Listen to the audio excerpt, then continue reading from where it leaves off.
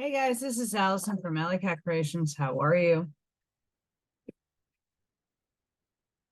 Please like, share, and subscribe if you haven't done so already.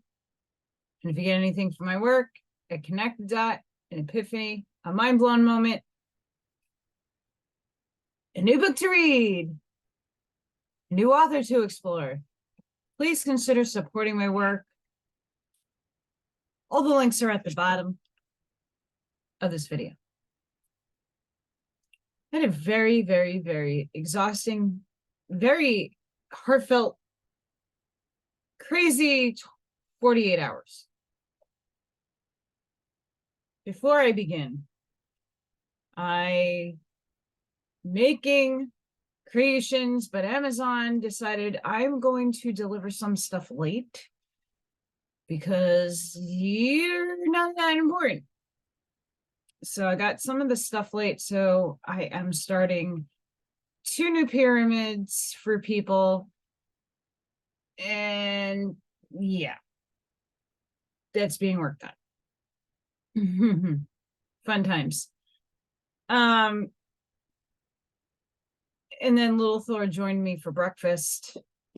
We had some bonding time, even though he doesn't want anything to do with me petting him. He sniffs my hand now. And then this later in the evening, he and a raccoon had a standoff on my deck. It was pretty funny, and I posted a short of that, the last of what I got to catch, besides telling Mr. Loki Raccoon to scooch over and get away from the cat food. And I got him his food. And then this creation, it's like a light bulb, is stuck in the mold. I can't get it out. Fun times. I'm trying these necklaces, different shapes, little necklaces in there. Because I also have keychains with gems, and some of them have flowers. So I'm trying different methods. That's why this desk is a little crazy at the moment.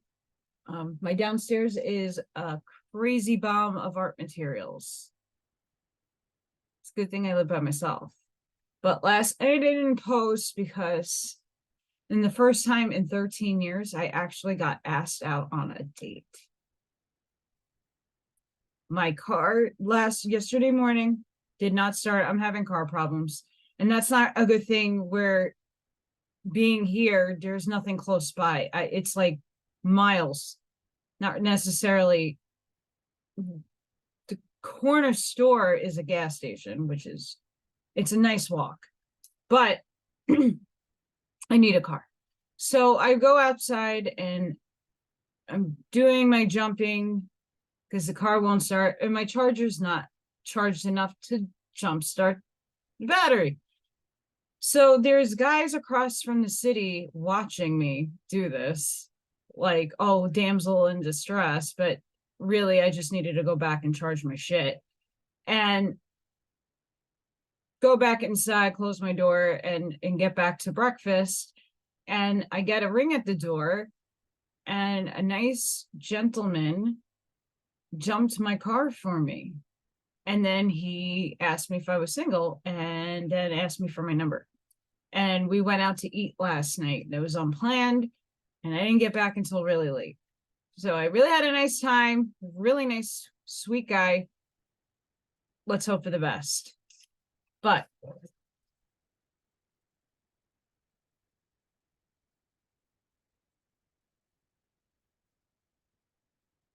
paper 55, the spheres of light and life. And again, I don't have my desk, so this is going to be a little bananas. I'm sorry. The age of light and life is the final evolutionary attainment of a world of time and space.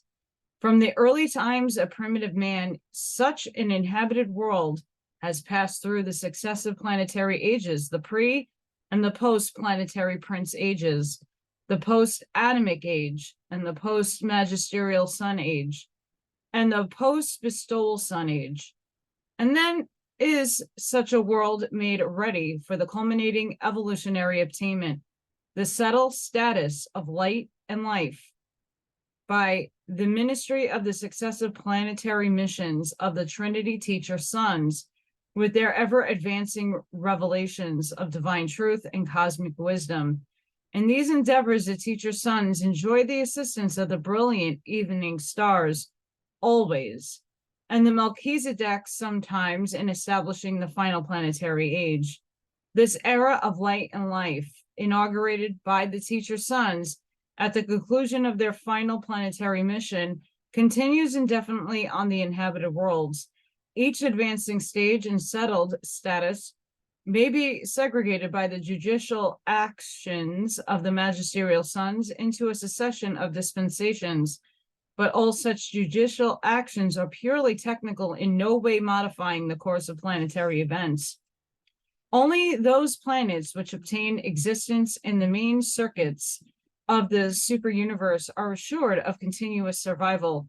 But as far as we know, these worlds settled in light and life are destined to go throughout the eternal ages of all future time. There are 7 stages in the unfoldment of the era of light and life on an evolutionary world. And in this connection, it should be noted that the worlds of the spirit-fused mortals evolve along lines identical with those of the adjuster fusion series. These 7 stages of light and life are the first, or planetary stage, the second, or system stage, the third, or constellation stage, the fourth, or local universe stage, the fifth, or minor sector stage, the sixth, or major sector stage, the seventh, or super universe stage. At the conclusion of this narrative, these stages of advancing developments are described as they relate to the universe organization, but the planetary values of any stage may be obtained by any world quite independent of the development of other worlds or of the superplanetary levels of universe administration. The Urantia Temple. The presence of a Urantia temple at the capital of an inhabited world is the certificate of the admission of such a sphere to the settled ages of light and life. Before the teacher's sons leave a world at the conclusion of their terminal mission, they inaugurate this final epoch of evolutionary attainment. They preside on the day when the holy temple comes down upon earth. This event signalizing the dawn of the era of light and life is always honored by the personal presence of the paradise bestowal son of that planet, who comes to witness this great day. There in this temple of unparalleled beauty, this bestowal son of paradise proclaims the long-term planetary prince as a new planetary sovereign and invests such a faithful Lananadek son with new powers and extended authority over planetary affairs. The cistern sovereign is also present and speaks in confirmation of these pronouncements. A Urantia temple has 3 parts. Centermost is the sanctuary of paradise bestowal son. On the right is the seat of the former planetary prince, now planetary sovereign. And when present in the temple, this Lananadek son is visible to the more spiritual individuals of the realm. On the left is the seat of the acting chief of finaliters, acting and attached to the planet. Although the planetary temples have been spoken as a coming down from heaven, in reality, no actual material is transported from the system headquarters. The architecture of each is worked out in miniature on the system capital, and the Urantia power supervisors subsequently bring these approved plans to the planet. Here, in association with the master physical controllers, they proceed to build the Urantia temple according to the specifications. The average Urantia temple seats about 300,000 spectators. These edifices are not used for worship, play, or for receiving broadcasts. They are devoted to the special ceremonies of the planet, such as communications with the cistern sovereign of the Most High, special visualization ceremonies designed to reveal the personality presence of spirit beings, and silent cosmic contemplation. The schools of cosmic philosophy here conduct their graduation exercises, and here also do the mortals of the realm receiving planetary recognition for achievements of high social service and for other outstanding attainments. Such a Urantia temple also serves as the place of assembly for witnessing the translation of living mortals to the Urantia existence. It is because the translation temple is composed of Urantia material that is not destroyed by the blazing glory of the consuming fire, which so completely obliterates the physical bodies of those mortals whom therein experience final fusion with their divine adjusters. On a large world, these departure flares are almost continuous, and as the number of translations increase, subsidiary Urantia life shrines are provided in different areas of the planet. Not long since I sojourned on a world in the far north, whereon 25 Urantia shrines were functioning. On pre-settled worlds, planets without Urantia temples, these fusion flashes many times occur in the planetary atmosphere, where the material body of a translation candidate is elevated by the midway creatures and the physical controllers. Death and translation. Natural physical death is not a mortal inevitability. The majority of advanced evolutionary beings, citizens on worlds existing in the final era of light and life, do not die. They are translated directly from the life in the flesh to the Urantia existence. So, even though I don't resonate with the majority of this book in terms of what's being laid out, there are a lot of things I do resonate with, and that is absolutely one of them.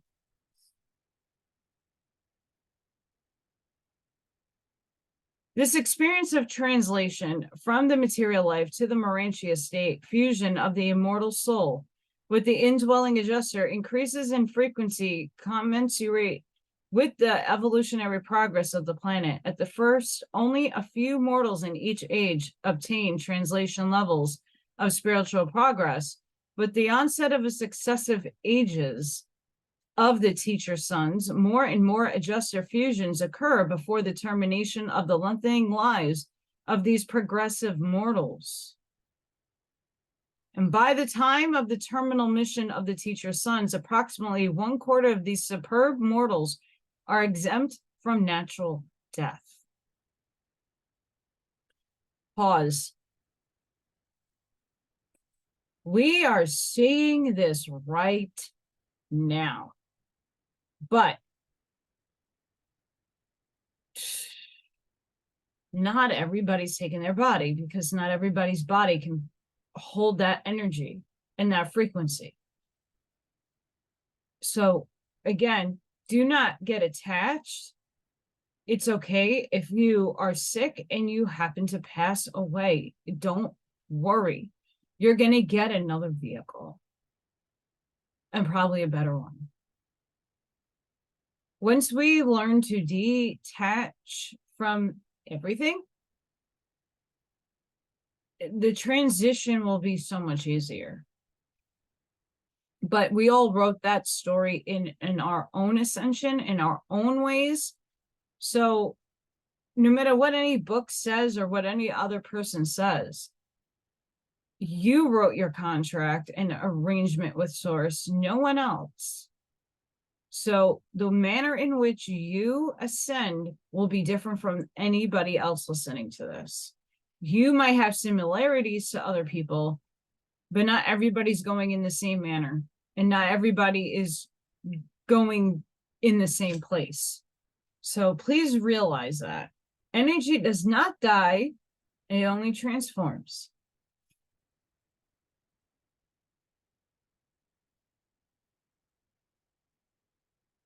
Farther along in the era of light and life, the midway creatures or their associates sense the approaching status of probable soul adjuster union and signify this to the destiny guardians, who in turn communicate these matters to the finality group under whose jurisdiction these and this mortal may be functioning, then there is issued the summons of the planetary sovereign for such a mortal to resign on all planetary duties, bid farewell to the world of his origin, and repair the inner temple of the planetary sovereign, there to await Urantia transit. The translation flash from the material domain of evolution to the Urantia level of pre-spirit progression. Hi, everybody waiting for a solar flash. Hi. There's many of you. The Urtites wrote this book and channeled it. Just like the Greys want to pull shift, the Urtites want a flash. And not to say that the solar flash, Christ consciousness isn't coming. It definitely is. It's not what you are envisioning and expecting. So this big mushroom cloud of an explosion that everybody thinks that might be happening, and I see it in chats. You might not be the one thinking that, but there are plenty of other people thinking that. It's not happening that way. And if you perceive it happening that way, congratulations. Doesn't make you any less or any more than anybody else. We're all one, all having individuated experiences. Just understand that it's a part of an agenda. And you have the Christos spark within you to change that destiny into what is right for you. But there again is another agenda. When the family, friends, and working group of such a fusion candidate have foregathered in the Urantia temple, they are distributed around the central stage, whereon the fusion candidates are resting, meanwhile freely conversing with their assembled friends. A circle of intervening celestial personalities is arranged to protect the material mortals from the action of the energies manifested at the instant of the life flash, which delivers the ascension candidate from the bonds of mortal flesh, thereby doing for such an evolutionary mortal everything that natural death does for those who are thereby delivered from the flesh. To think about this in a simplistic term, if you look at the thumbnail I used for powder and how the lightning struck him, the light, the electricity, the energy, and he just disappeared and beamed out his life force across the field, and people absorbed his essence. That is similar to what I am reading. And if anybody upstairs, hi guardians upstairs and guardians, angels, all that fun stuff, I want to go that way.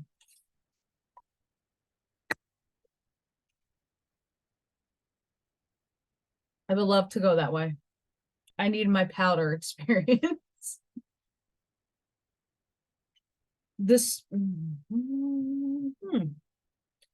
Many fusion candidates may be assembled in the spacious temple at the same time. And what a beautiful occasion when mortals thus foregather to witness the ascension of their loved ones in spiritual flames. And what a contrast to those earlier ages when mortals must commit their death to the embrace of the terrestrial elements. The scenes of weeping and wailing characteristic of earlier epochs of human evolution are now replaced by ecstatic joy and the sublimest enthusiasm as these God-knowing mortals bid their loved ones a transit farewell as they are removed from their material associations by the spiritual fires of consuming grandeur and ascending glory. On worlds settled in life, funerals are occasions of supreme joy, profound satisfaction, and inexpressible hope. And I'm not going to lie to anybody, not even to myself, that I was going through the human emotion of death when my parents died. My dad died before my mother, but experiencing both of their deaths, at the end of the day, when I went to the funeral, I smiled and I was super happy that they were in a better place. There was no more suffering, no more physical pain, no more mental pain. I knew that they went upstairs to whatever density they were supposed to go to. And they're together. But there's difference in what they're doing job-wise. But at any moment, I can call on them and a fractal of their energy comes and visits me. And they always have their energy watching over me. And that goes for everybody of you who has lost somebody. Friends, family, they're all with you. Just a thought away, because that little quantum entangled single, boop, there they are in energy. The souls of this progressing mortals are increasingly filled with faith, hope, and assurance. The spirit permeating those gathered around the translation shrine resembles that of the joyful friends and relatives who might assemble at graduating exercises for one of their groups, or whom might come together to witness the conferring of some great honor upon one of their number. And it would be decidedly helpful if less advanced mortals could only learn to view natural death with something of the same cheerfulness and lightheartedness.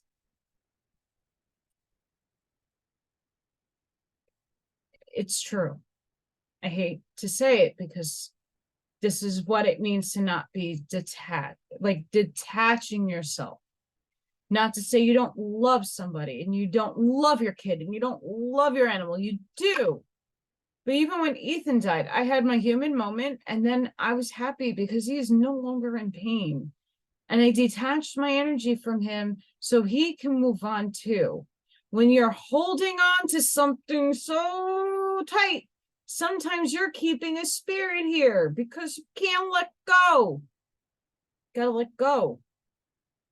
They're doing their own thing, and you will eventually meet them, and they're going to come down and be your friend and be your family member and walk you through the death cycle. You're still conscious. Don't worry so much. It is difficult. You've been programmed to react that way. And people like me who are smiling and happy because I know what happens after death, I'm viewed as nuts for not mourning the way normal people, like most people, generalized form, mourn. Mortal observers can see nothing of their translated associates subsequent to the fusion flash. Such translated souls proceed by adjuster transit direct to the resurrection hall of the appropriate Urantia training world. These transactions concerned with the translation of living human beings to the Urantia world are supervised by an archangel who was assigned to such a world on the day when it was first settled in light and life. By the time a world obtains the fourth stage of light and life, more than half the mortals leave the planet by translation.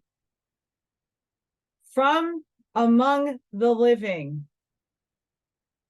such diminishment of death continues on and on, but I know of no system whose inhabited worlds, even though long settled in life, are entirely free from natural death as a technique of escape from the bonds of flesh.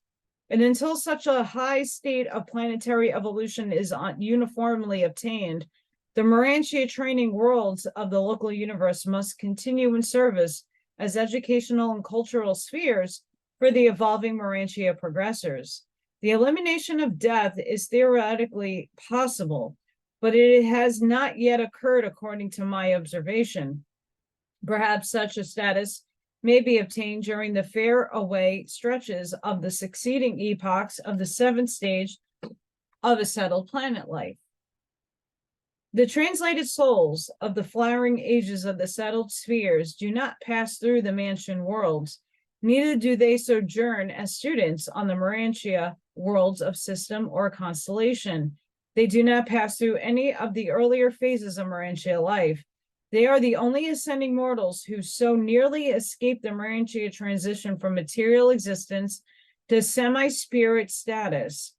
The initial experience of such sun-seized mortals in the ascension career is in the services of the progression worlds of universal headquarters. And from these study worlds of Salvington, they go back as teachers to the very worlds they passed by, subsequently going on inward to paradise by the established route of mortal ascension. Okay, so I agree with this, but it's complicated.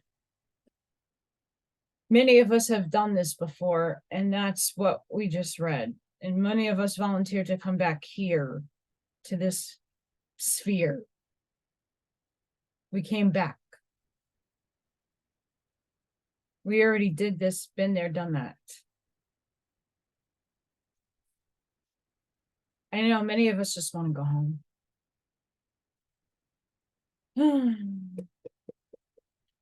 Could you but visit a planet in any advanced stage of development, you would quickly grasp the reasons for providing for the differential reception of ascending mortals on the mansion and higher Urantia worlds. You would readily understand that being passed on from such highly evolved spheres are prepared to resume their paradise ascent from far in advance of the average mortal arriving from the disordered and backward world like Urantia. No matter from what level of planetary attainment human beings may ascend to the Urantia worlds, the 7 mansion spheres afford them ample opportunity to gain in experience as teacher students all of everything which they fail to pass through because of their advanced status of their native planets. The universe is unfailing in the application of these equalizing techniques, designed to ensure that no ascender shall be deprived of aught which is essential to his ascension experience. The golden age. Ages. During this age of light and life, the world increasingly prospers under the fatherly rule of the planetary sovereign. By this time, the worlds are progressing under the momentum of one language, one religion, on normal spheres, one race. But this age is not perfect. These worlds will have well-appointed hospitals, homes, for the care of the sick. There still remain the problems of caring for accidental injuries and the inescapable infirmaries attendant upon the decrepitude of old age and the disorders of senility. Disease has not been entirely vanquished neither, but the earth animals have subdued imperfection, but such worlds are like paradise in comparison with the early times of primitive man during the pre-planetary Prince Age. You would instinctively describe such a realm. Could you be suddenly transported to a planet in the stage of development on heaven on earth?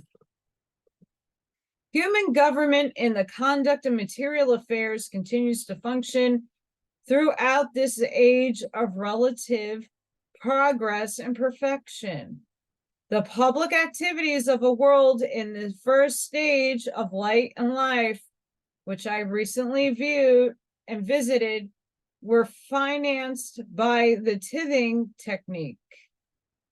Every adult worker and all able-bodied citizens work at something, pay 10% of his income or increase to the public treasury, and it was distributed as follows.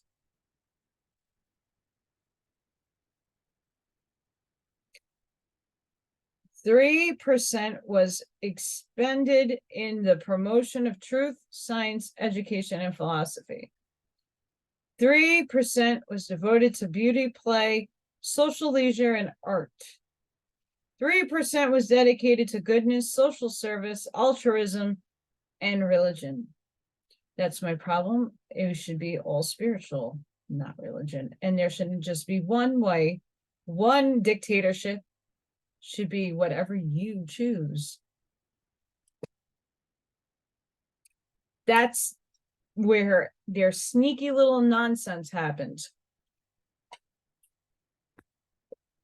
Sneaky!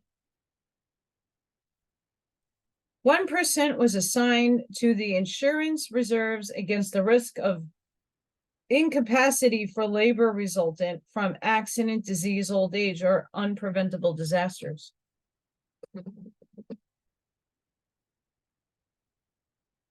On this world, the highest honor conferred upon a citizen was the Order Supreme Service, being the only degree of recognition ever to be granted in the Urantia Temple. This recognition was bestowed upon those who had long distinguished themselves in some phase of supermaterial discovery or planetary social service. The majority of social and administrative posts were held jointly by men and women. Most of the teaching was also done jointly. Likewise, all judicial trusts were discharged by similar associate couples. On these superb worlds, the childbearing period is not greatly prolonged. It is not best for too many years to intervene between the ages of family of children. When close together in age, children are able to contribute much more to their mutual training. And on these worlds, they are magnificently trained by the competitive systems of keen striving in the advanced domains and divisions of diverse achievement in the mastery of truth, beauty, and goodness. Never fear, but that even such glorified spheres present plenty of evil, real and potential, which is stimulative of the choosing between truth and error, good and evil, sin and righteousness. Nevertheless, there is a certain inevitable penalty attaching to mortal existence on such advanced evolutionary planets.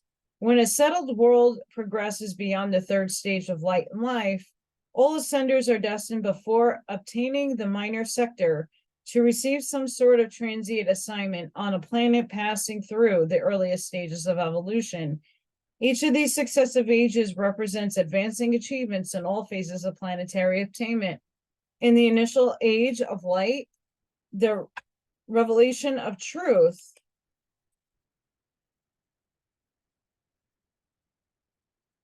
sorry guys, the page is stuck.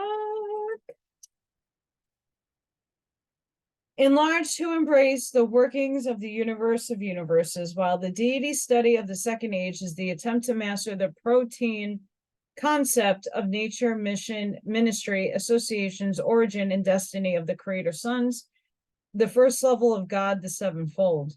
A planet the size of Urantia, well, when fairly well settled, would have but 100 sub-administrative centers. The subordinate centers would be presided over by one of the following groups of qualified administrators. Sorry, guys. Young material sons and daughters brought from the system headquarters to act as assistants to the ruling Adam and Eve, the progeny of the semi-mortal staff of the planetary prince, who were procreated on certain worlds for this and other similar responsibilities. The direct planetary progeny of Adam and Eve, materialized and humanized midway creatures, mortals of adjuster fusion status, who, upon their own petition, are temporarily exempted from translation by the order of the personalized adjuster of universe chieftainship, in order that they may continue on the planet in certain important administrative posts. Specifically trained mortals of planetary schools of administration who have also received the Order of Supreme Service of the Urantia Temple. Certain elective commissions of 3 properly qualified citizens who are sometimes chosen by the Citizenry by direction of the planetary sovereign in accordance with their special ability to accomplish some definite task, which is needful in the particular planetary sector. The great handicap confronting Urantia in the matter of obtaining the high planetary destiny of light and life is embracing the problems of disease, degeneracy, war, multicolored races, and multilingualism. No evolutionary world can hope to progress beyond the first stage of settlement in light until it has achieved one language, one religion, one philosophy. Being of one race greatly facilitates such achievement. But the many people of Urantia do not preclude the attainment of higher steps. See, this is where I run into my agenda problem. That's an agenda. Okay, I could confirm this whether you want to hear it or not. There is no religion upstairs. Spiritual. It's finding God, source, prime creator, the creative spirit, infinite intelligence, the monad, whatever you want to call it. Zero religion up there.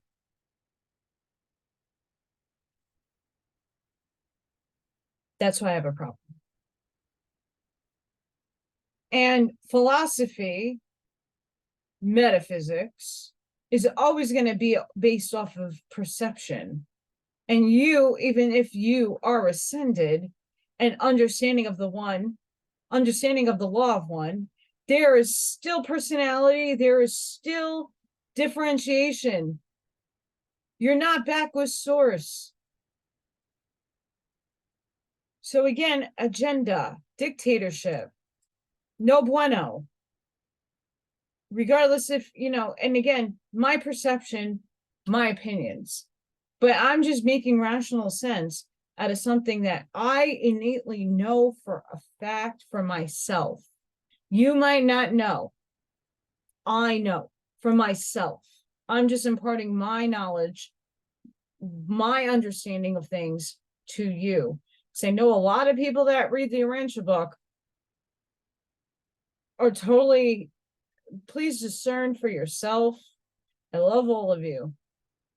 But that doesn't sound, it's not democracy, but free will. It's still a free will universe. Even when you are ascending, well, no matter what stage you ascend to, you still have choice.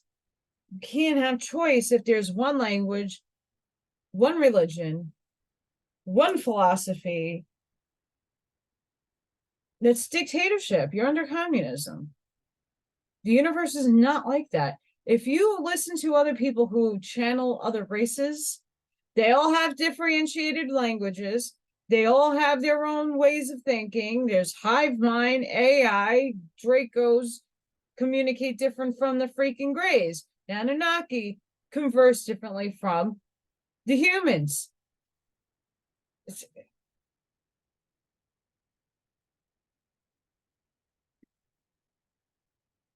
So just be aware. That screams alarm bells for me. Administrative readjustments. I don't know why that took me forever to get that out. In the successive stages of settled existence, the inhabited worlds make marvelous progress under the wise and sympathetic administration of the volunteer corps of the finality. Ascenders of paradise obtain who have come back to minister to their brethren in the flesh.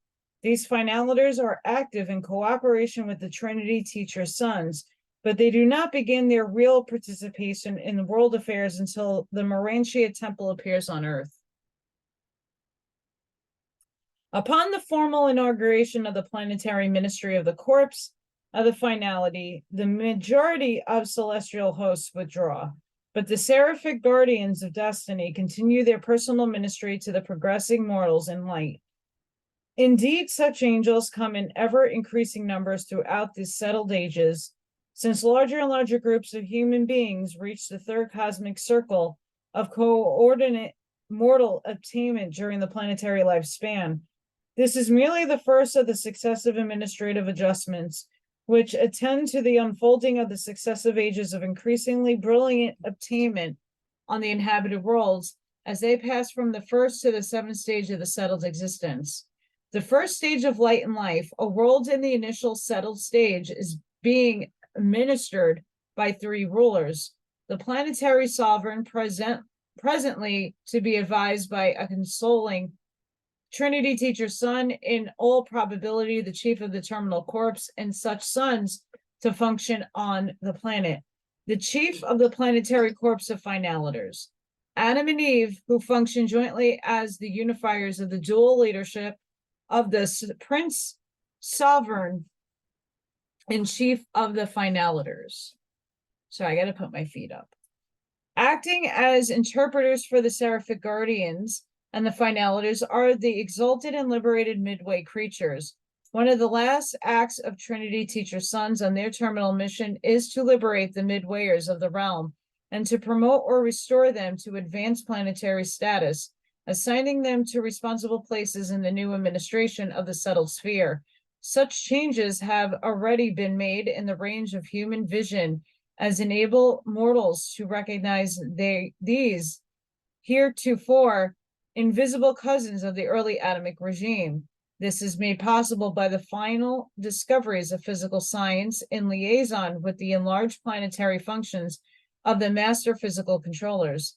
The system sovereign has authority to release midway creatures any time after the first settled stage so that they may humanize in the Urantia by aid of the life carriers and the physical controllers, and after receiving thought adjusters, start out on their paradise ascension.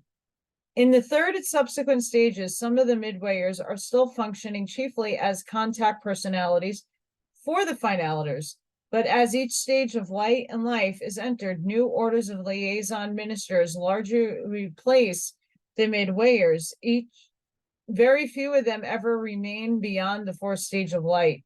The seventh stage will witness the coming of the first absentite ministers from paradise to serve in the places of certain universe creatures. The second stage of light and life. This epoch is signalized on the worlds by the arrival of the life carrier, who becomes the volunteer advisor of the planetary rulers regarding the further efforts to purify and stabilize the mortal race.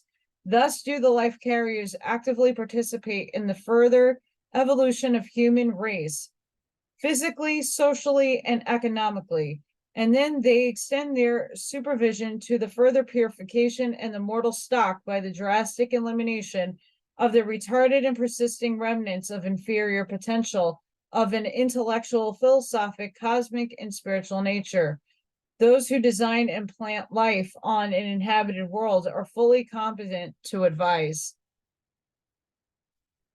the material sons and daughters who have full and unquestioned authority to purge the evolving race of all detrimental influences.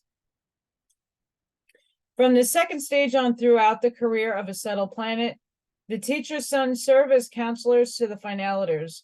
During such missions, they serve as volunteers and not by assignment, and they serve exclusively with the finaliter corps, except that upon the consent of the system sovereign, that they may be had as advisors to the planetary Adam and Eve. This third stage of light and life. During this epoch, the inhabited worlds arrive at a new appreciation of the Ancient of Days, the second phase of God. The sevenfold and the representatives of the super-universe rulers enter into new relationship with the planetary administration. In each succeeding age of settled existence, the finaliters function in ever-increasing capacities. There exists a close working connection between the finaliters and evening stars, the super angels, and the Trinity teacher sons. During this or the following age, the teacher son, assisted by the ministering spirit quartet, becomes attached to the elective mortal chief executive, who now becomes associated with the planetary sovereign as a joint administrator of world affairs. These mortal chief executives serve for 25 years of planetary time, and it is this new development that makes it easy for the planetary Adam and Eve to secure release from their world of long-time assignment during the following ages. The ministering spirit quartets consist of the seraphic chief of the sphere, the super universe Sakonic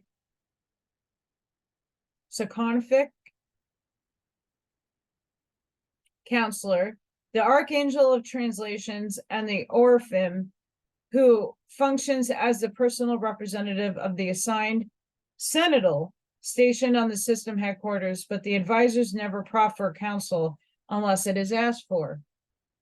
The fourth stage of life and light. On these worlds, the Trinity Teacher Sons appear in new roles, assisted to the creative Trinitized Sons so long associated with their order. They now come to the worlds as volunteer counselors and advisors to the planetary sovereign and his associates. Such couples, paradise. Harvona Trinitized Sons and Ascended Trinitized Sons represented differing universe viewpoints and diverse personal experiences, which are highly serviceable to the planetary rulers.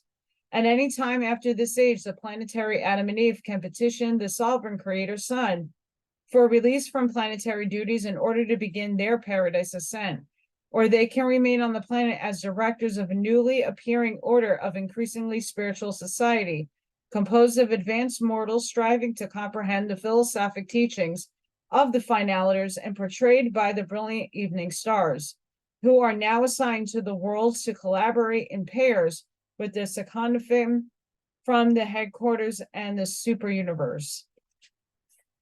The finaliters are chiefly engaged in initiating the new and the super material activities of society and social, cultural, philosophic, cosmic, and spiritual.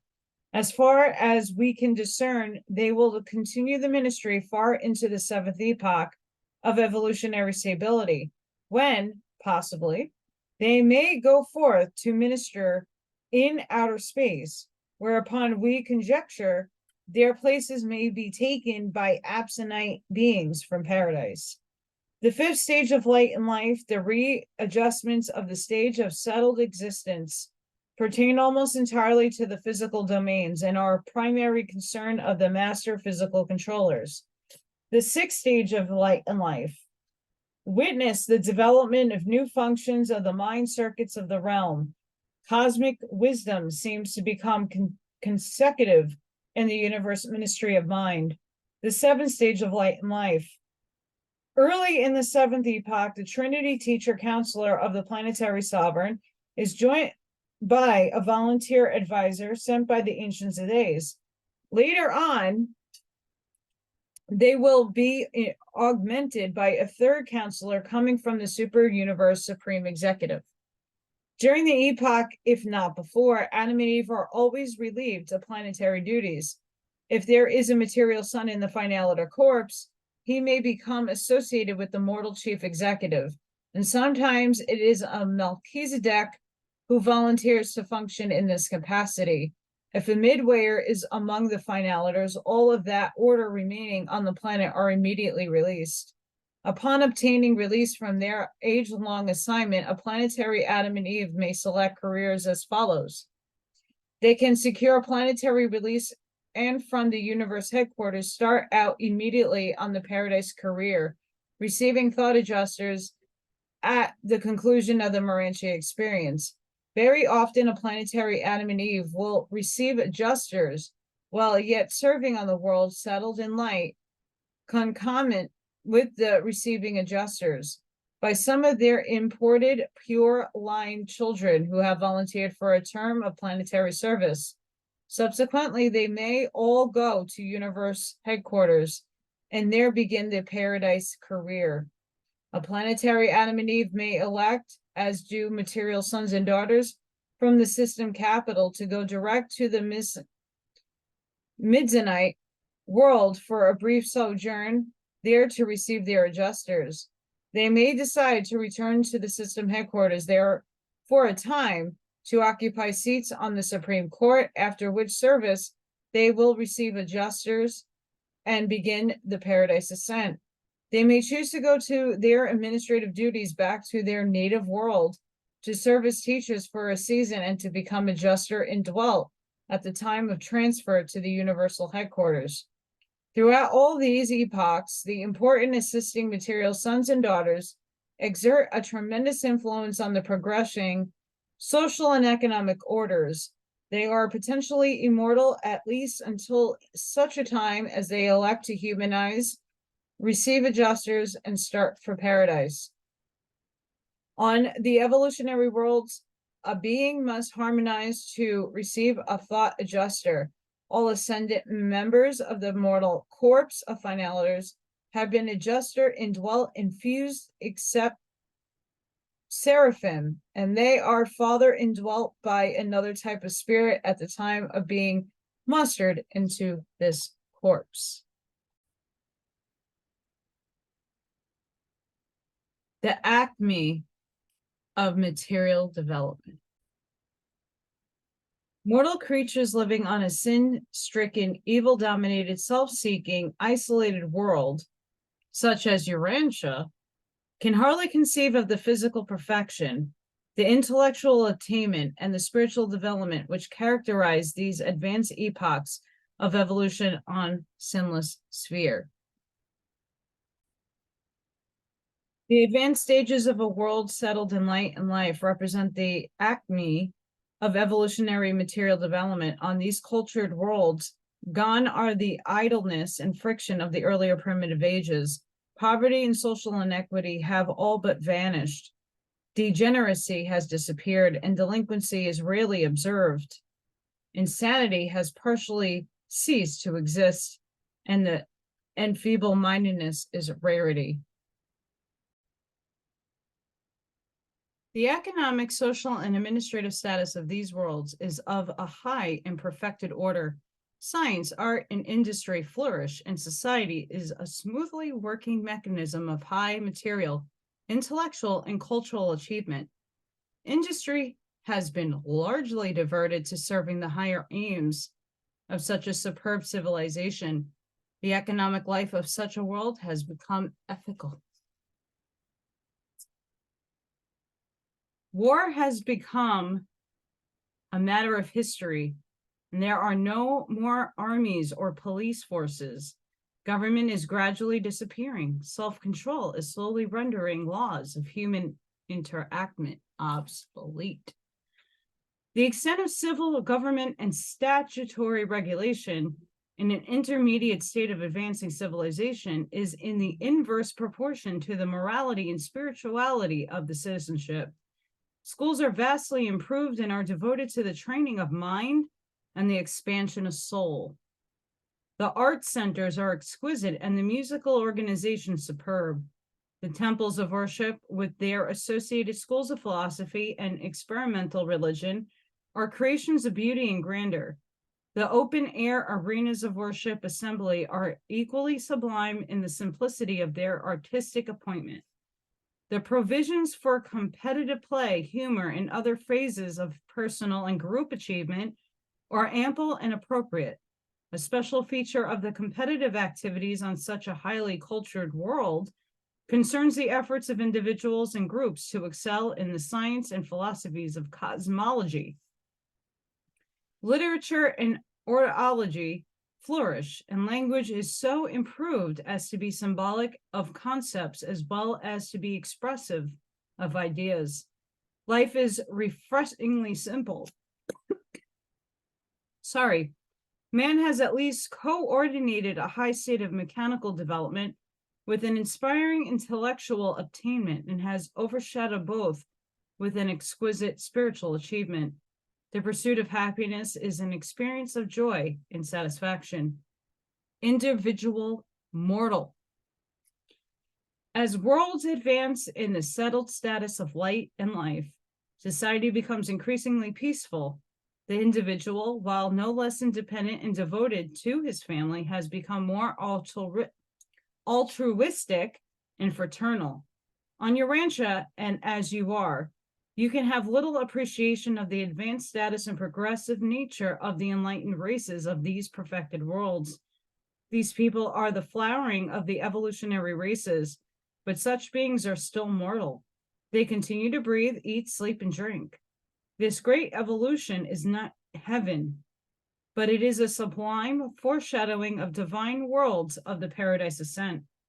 On a normal world, the biologic fitness of the mortal race was long since brought up to a high level during the post-Adamic epochs. And now from age to age, throughout the settled eras, the physical evolution of man continues. Both vision and hearing are extended. By now, the population has become stationary in numbers. Reproduction is regulated in accordance with planetary requirements and innate hereditary endowments. The mortals on a planet during this age are divided into from 5 to 10 groups, and the lower groups are permitted to produce only 1/2 as many children as the higher. Sounds like a dictatorship to me. The continued improvement of such a magnificent race throughout the era of light and life is largely a matter of the selective reproduction of those racial strains which exhibit superior qualities of societal, philosophic, cosmic, and spiritual nature. I have a problem with this. Beyond the fact that the Christed angelic humans wrote a script for themselves, an agreement with Source, in my opinion, came down for missions, multiple missions. There's no boundaries to those missions. Just get it done.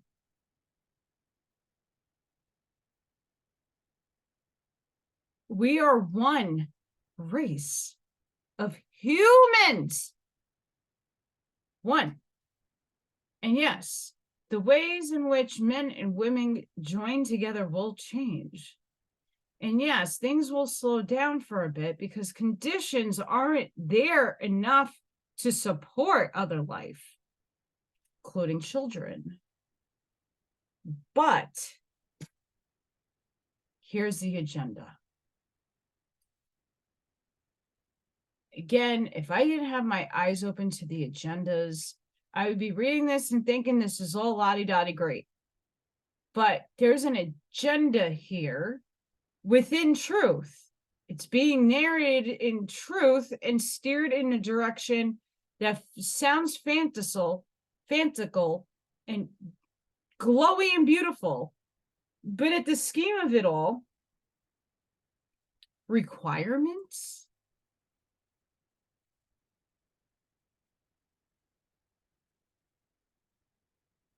In an extraterrestrial world, yes. In a light being essence, no. The adjusters come to continue as in former evolutionary eras, and as the epochs pass, these mortals are increasingly able to commune with the indwelling father fragment. During the embryonic and pre-spiritual stages of development, the adjudicant mind spirits are still functioning. The Holy Spirit and the ministry of angels are even more effective as the successive epochs of settled life experience. In the 4th stage of light and life, the advanced mortals seem to experience considerable conscious contact with the spirit presence of the master spirit of super universe jurisdiction, while the philosophy of such a world is focused upon the attempt to comprehend the new revelations of God the Supreme. More than 1/2 of the human inhabitants on planets of this advanced status experience translation to the Urantia state from among the living. Even so, old things are passing away. Behold, all things are becoming new. Sorry, guys. I've been talking a lot today. And this is a long chapter.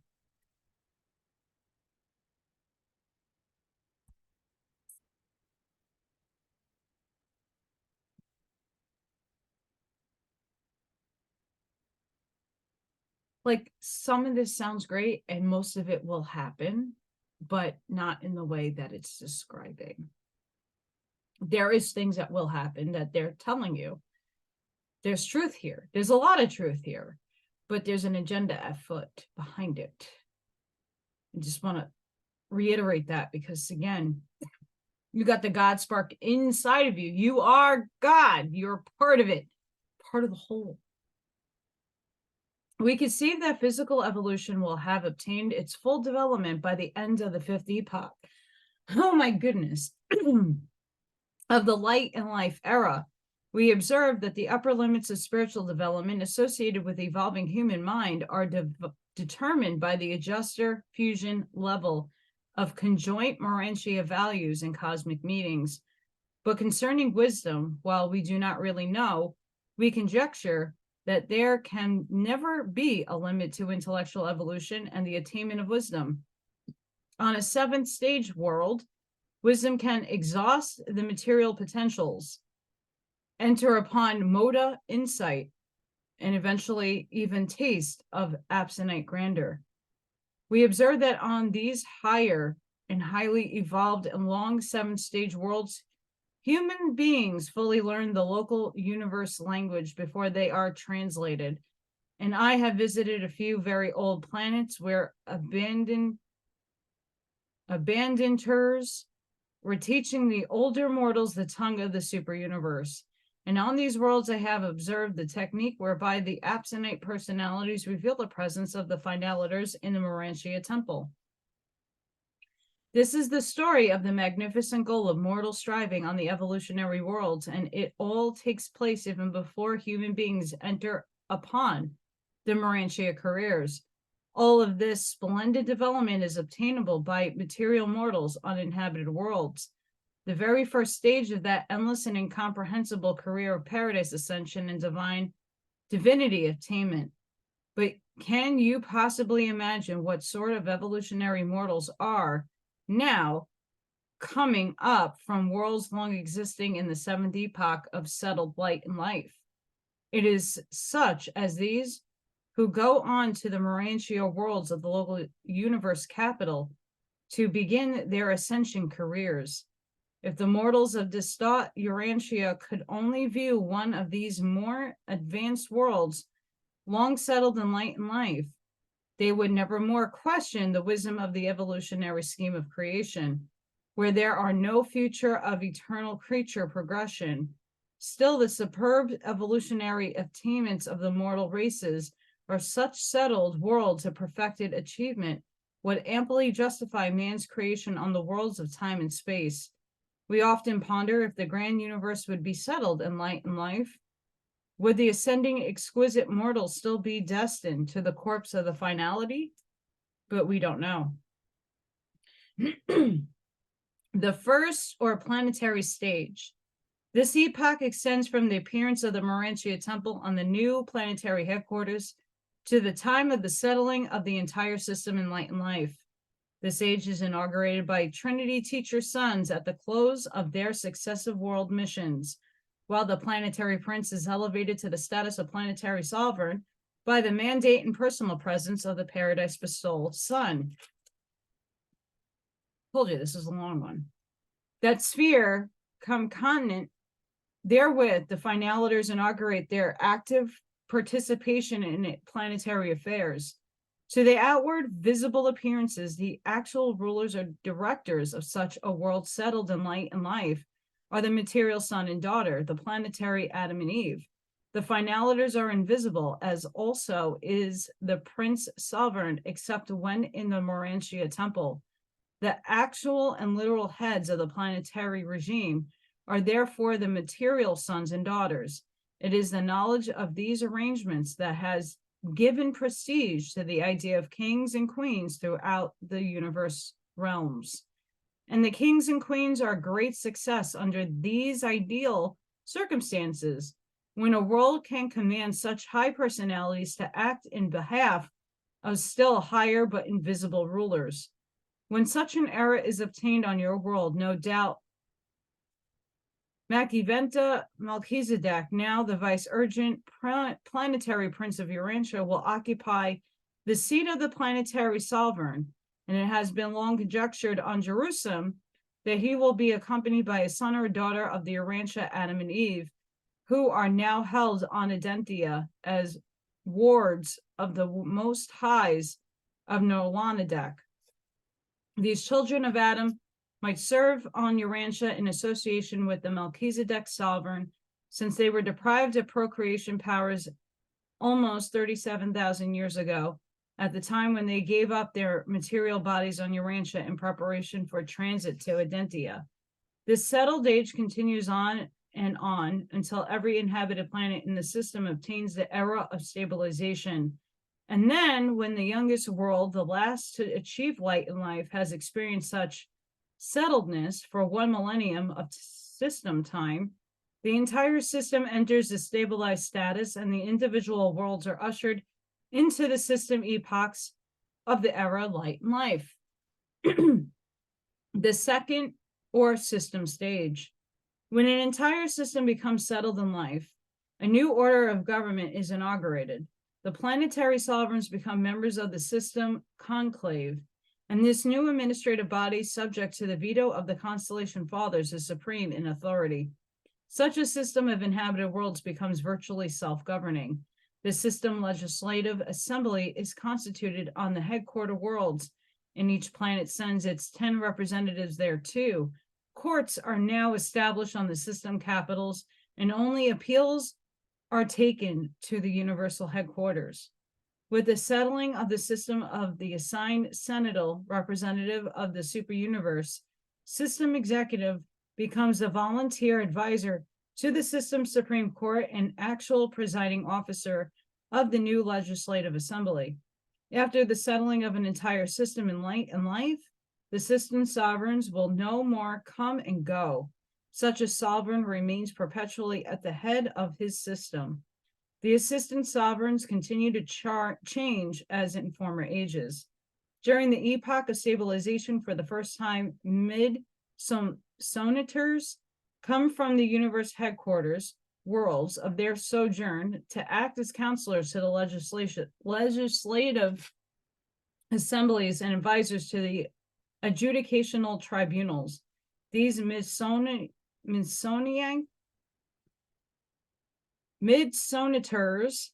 also carry on certain efforts to inoculate new moda meaning of supreme value into the teaching enterprises, which they sponsor jointly with the finalitors. What the material sons did for the mortal races biologically, the mid-sonite creatures now do for the unified and glorified humans and the ever-advancing realms of philosophy and spiritualized thinking. On the inhabited worlds, the teacher's sons become voluntary collaborators with the finalitors, and these same teacher's sons also accompany the finalitors to the mansion worlds when those spheres are no longer to be utilized as differential receiving worlds after an entire system is settled in light and life. At least this is true by the time the entire constellation has thus evolved, but there are no groups that have far advanced in Nebadon. We are not permitted to reveal the nature of the work of the finalitors who will supervise such rededication mansion worlds. You have, however, been informed that they are throughout the universe various types of intelligent creatures who have not been portrayed in these narratives. And now, as the systems one by one become settled in light by virtue of the progress of their component worlds, the time comes when the last system in the given constellation obtains stabilization in the universe administrators. The master sun, the union of days, and the bright and morning star arrive on the capital of the constellation to proclaim the Most Highs, the unqualified rulers of the newly perfected family of 100 settled systems of inhabited worlds. The third or constellation stage. The unification of a whole constellation of settled systems is obtained by new distributions of executive authority and additional readjustments of universe administration. This epoch witnesses advanced attainment on every inhabited world, but it is particularly characterized by readjustments on the constellation headquarters, with marked modification of relationships with both the system supervisors and the local universe government. During this age, many constellation and universe activities are transferred to the system capitals, and the representatives of the super universe assume new and more intimate relations with the planetary system and universe rulers. Concomitant with these new associations, certain super universe administrators establish themselves on the constellation capitals as volunteer advisors to the Most High Fathers. When a constellation is thus settled in light, the legislative function ceases, and the House of System Sovereigns preside over the Most High's functions instead. Now, for the first time, such administrative groups deal directly with the super universe government in matters pertaining to Harvona and Paradise relationships. Otherwise, the constellation remains related to the local universe as before. From stage to stage, in the settled life, the Urantia continue to administer the constellation Urantia worlds. As the ages pass, the constellation fathers take over more and more of the detailed administrative or supervising functions, which were formerly centered on the universe headquarters. By the attainment of the 6th stage of stabilization, these unified constellations will have reached the position of well-nigh complete autonomy. Entrance upon the 7th stage of settledness will no doubt witness the exhilaration of these rulers to the true dignity signified by their names, the Most Highs. To all intents and purposes, the constellations will then deal directly with the super universe rulers, while the local universe government will expand to grasp the responsibilities of a new grand universe obligations. Almost halfway there. The 4th or local universe stage. When a universe becomes settled in light and life, it soon swings into the established super universe circuits, and the Ancients of Days proclaim this establishment of the Supreme Council of Unlimited Authority. This new governing body consists of 100 faithfuls of days presided over the union of days, and the first act of this Supreme Council is to acknowledge the continued sovereignty of the Master Creator Son. The universe administration, as far as concerns Gabriel and the Father Melchizedek, is quite unchanged. This Council of Unlimited Authority is chiefly concerned with the new problems and new conditions arising out of the advanced status of light and life. The Associate Inspector now mobilizes all assigned sentinels to constitute the stabilization corps of the local universe and asks the Father Melchizedek to share its supervision with him. And now, for the first time, a corps of the inspired Trinity spirits are assigned to the service of the Union of Days. The settlement of an entire local universe in light and life inaugurates profound readjustments in the entire scheme of administration, from the individual inhabited worlds to the universe headquarters. New relationships extend down to the constellations and systems. The local universe Mother Spirit experiences new liaison relations with the Master Spirit of the super universe, and Gabriel establishes direct contact with the Ancients of Days to be effective when and as the Master Son may be absent from the headquarter worlds. During this and subsequent ages, the magisterial sons continue to function as dispensational adjudicators, while 100 of these avonal sons of paradise constitute the new High Council of the Bright and Morning Star on the universe capital. Later on, and as requested by the Sister Sovereigns, one of these magisterial sons will become the Supreme Counselor stationed on the headquarter world of each local system until the 7th stage of unity is obtained. During this epoch, the Trinity Teacher sons are volunteer advisors, not only to the planetary sovereigns, but in groups of 3. They similarly serve the constellation fathers. And at the last, these sons find their place in the local universe, for at this time they are removed from the jurisdiction of the local creation and are assigned to the service of the Supreme Council of Unlimited Authority. The Finaliter Corps now, for the first time, acknowledges the jurisdiction of an extra paradise authority, the Supreme Council. Heretofore, the Finaliters have recognized no supervision this side of paradise. The Creator Sons of such settled universes spend much of their time on paradise and its associated worlds, and in counseling the numerous Finaliter groups serving throughout the local creation. In this way, the man of Michael will find a fuller fraternity of association with the glorified glorified finaliter mortals. Speculation concerning the function of these creator sons is in connection with the outer universe is now in process of preliminary assembly in holy frutal. But we all engage in such postulations from time to time. On attaining this fourth stage of development, the creator son becomes administratively free. The divine minister is progressively blending her ministry with that of the superuniverse master spirit and the infinite spirit. There seems to be evolving a new and sublime relationship between the creator son and the creative spirit. The evening stars, the teacher sons, and the ever-increasing finaliter corpse. If Michael should ever leave Nebadon, Gabriel would undoubtedly become chief administrator with the father Melchizedek as his associate. At the same time, new status would be imparted to all orders of permanent citizenship, such as material sons, Urantia, mid-sonators, Sussatia, and spirit-fused mortals. But as long as an evolution continues, the seraphim and the archangels will be required in the universe administration. We are, however, satisfied regarding two features of our speculations. If the creator sons are destined to the outer universe, the divine ministers will undoubtedly accompany them. We are equally sure that the Melchizedeks are to remain with the universes of their origin. We hold that the Melchizedeks are destined to play ever increasingly responsible parts in the local universe system, government, and administration. The minor and major sector stages. Minor and major sectors of the superuniverse do not figure directly in the plan of being settled in light and life. Such an evolutionary progression pertains primarily to the local universe as a unit and concerns only the components of a local universe. A superuniverse is settled in light and life when all of its component local universes are thus perfected. But not one of the 7 superuniverses has obtained a level of progression even approaching this.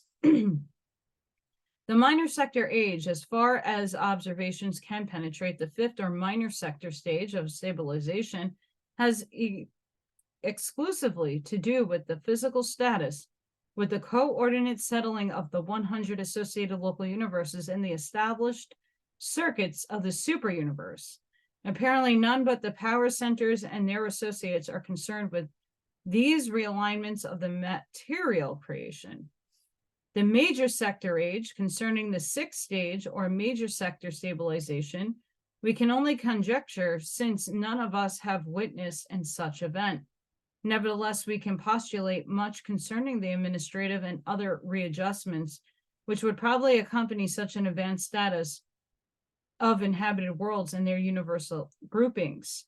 Since the minor sector status has to do with coordinate physical equilibrium, we infer that major sector unification will be concerned with the certain new intellectual levels of attainment, possibly some advanced achievements in the supreme realization of cosmic wisdom. We arrive at conclusions regarding the readjustments, which would probably attend the realization of hereto unobtained levels of evolutionary progress by observing the results of such achievements on the individual worlds and in the experiences of individual mortals living on these older and highly developed spheres. Let it be made clear that the administrative mechanisms and governmental techniques of a universe or superuniverse cannot in any manner limit or retard the evolutionary development or spiritual progress of an individual inhabited planet or any individual mortal or such a sphere. In some of the older universes, we find worlds settled in the 5th and 6th stages of light and life, even far extended into the 7th epoch, whose local systems are not just yet settled in light. Younger planets may delay system unification, but this does not in the least handicap the progress of an older and advanced world. Neither can environmental limitations, even on isolated world, thwart the personal attainment of individual mortal. Jesus of Nazareth, as a man among men, personally achieved the status of light and life over 1900 years ago on Urantia. Sorry, guys. I have a little postie that is covering words. Of course, we're at the last stages. There we go. It is by observing what takes place on long settled worlds that we can arrive at fairly reliable conclusions as to what will happen when a whole super universe is settled in light, even if we cannot safely postulate the event of the stabilization of the 7 super universes. The 7th or super universe stage. We cannot positively forecast what would occur when a super universe becomes settled in light, because such an event has never fractalized. From the teachings of the Melchizedeks, which have never been contradicted, we infer that sweeping changes would be made in the entire organization and administration of every unit of the creations of time and space, extending from the inhabited worlds to the super-universe headquarters. It is generally believed that large numbers of the otherwise unattached creature trinitized suns are to be assembled on the headquarters and divisional capitals of the settled super-universes. This may be anticipation of some time arrival of outer spacers on their way to Harvona or Paradise, but we really don't know. If and when a super universe should be settled in light and life, we believe that the now adversary unqualified supervisors of the Supreme would become the high administrative body on the headquarter worlds of the super universe. These are the personalities who are able to contact directly with the absentite administrators, who will forthwith become active in the settled super universe. Although these unqualified supervisors have long functioned as advisors and counselors in advanced evolutionary units of creation, they do not assume administrative responsibilities until the authority of the Supreme Being becomes sovereign. The unqualified supervisors of the Supreme, who function more exclusively during this epoch, are not finite, absentite, ultimate, or infinite. They are supremacy and only represent God the Supreme. They are the personalization of time-space supremacy and therefore do not function in Harvona. They function only as supreme unifiers. They may possibly be involved in the technique of universe reflectivity, but we are not certain. None of us entertain a satisfactory concept of what will happen when the grand universe, the 7 super universes, as dependent on Harvona, becomes entirely settled in light and life. That event will undoubtedly be the most profound occurrence in the annals of eternity since the appearance of the central universe. There are those who hold the Supreme Being himself will emerge from the Harvona mystery, enshrouding his spirit person, and will become residential on the headquarters of the 7 super universes as the almighty and experiential sovereign of the perfected creations of time and space, but we really don't know. Presented by a mighty messenger temporarily assigned to the Archangel Council on Urantia. Sorry for that being so long and a lot of pauses and a lot of fun, but sending each and every one of you love, light, protection, and shielding. Please don't forget to like, share, and subscribe. If you haven't done so already, I really want to thank everybody who has subscribed. Thank you, thank you, thank you, thank you, thank you. And I've been so busy, I haven't yet got my store up. So that is incoming the next couple of days. Like, I'm a mess, and that's okay. I like working, but it's a lot. And doing lots for other people at the moment. And gotta take care of me sometimes. But please like, share, and subscribe. And I hope to all see you on the next one. Please have a really safe rest of your weekend. And I hope to see you guys on the next one.